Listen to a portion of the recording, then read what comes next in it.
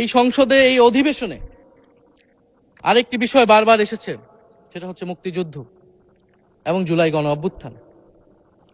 মুক্তিযুদ্ধকে মাননীয় স্পিকার আমরা শ্রদ্ধা করি।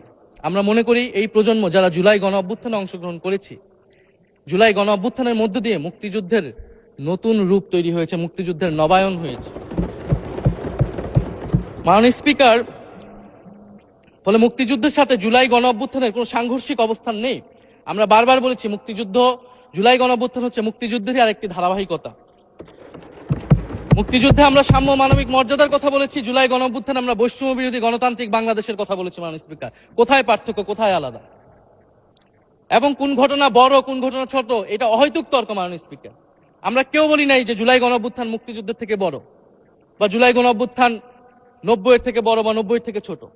জুলাই গণ অভ্যুত্থান এক বিশেষ ঘটনা বাংলাদেশের ইতিহাসে, মুক্তিযুদ্ধ এক বিশেষ ঘটনা, মুক্তিযুদ্ধ বাংলাদেশের ফাউন্ডেশন। মাননীয় স্পিকার, এটার ব্যাপারে আমরা আনকম্প্রোমাইজেবল, এটা নিয়ে কোনো বিতর্কের কোনো সুযোগ নাই।